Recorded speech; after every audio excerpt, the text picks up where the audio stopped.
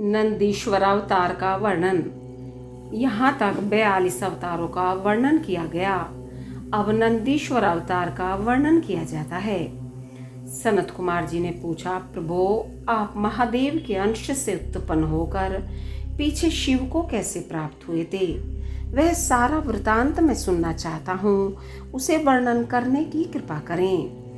नंदीश्वर बोले, सर्वज्ञ सनत कुमार जी, मैं जिस प्रकार महादेव के अंश से जन्म लेकर शिव को प्राप्त हुआ उस प्रसंग का वर्णन करता हूँ, तुम सावधानी पूर्वक श्रवण करो।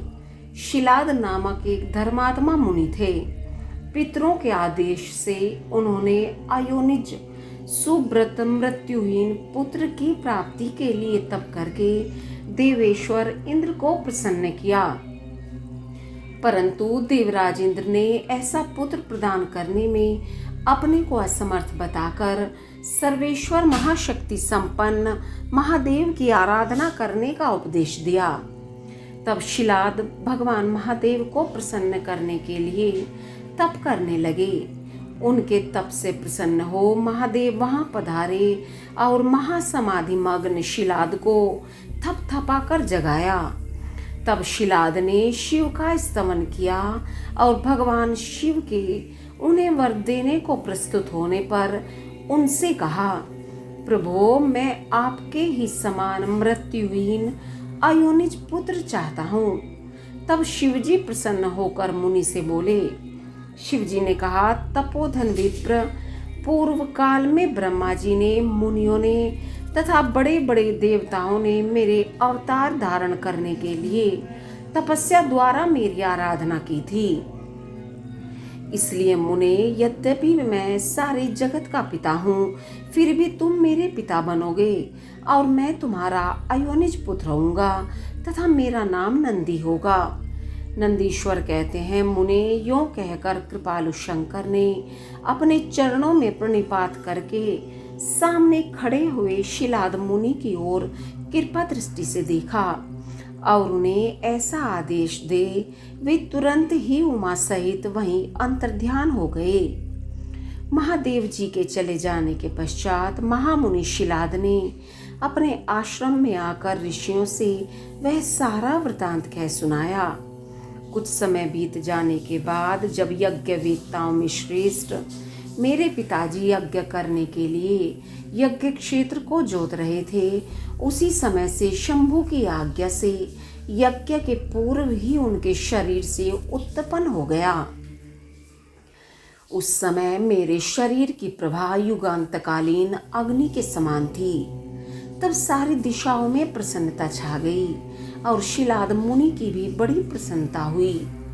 उधर शिलाद ने भी जब मुझ बालक को प्रलयकालीन सूर्य और अग्नि के सदृश प्रभाशाली त्रिनेत्र चतुर्भुज प्रकाशमान जटा मुकुटधारी त्रिशूल आदि आयुधों से युक्त सर्वथा रुद्र रूप में देखा, तब वे महान आनंद में निमग्न हो गए और मुझ प्रणम्य को नमस्कार करते हुए कहने लगे।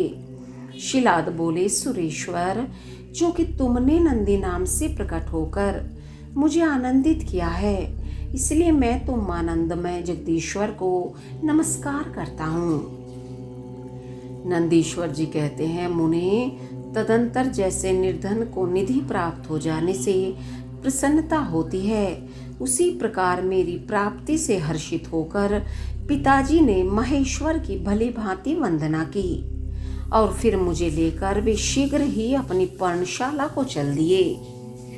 महामुने, जब मैं शिलाद की कुटिया में पहुंच गया तब मैंने अपने उस रूप का परित्याग करके मनुष्य रूप धारण कर लिया।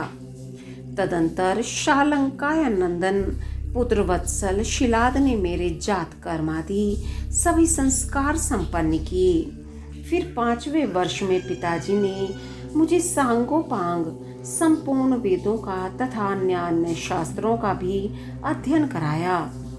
7वां वर्ष पूरा होने पर शिवजी की आज्ञा से मित्र और वरुण नाम के मुनि मुझे देखने के लिए पिताजी के आश्रम पर पधारे। शिलाद मुनि ने उनकी पूरी आवभगत की। जब वे दोनों महात्मा मुनीश्वर आनंद पूर्वक आसन पर विराज गए, तब मेरी ओर बारंबार निहार कर बोले।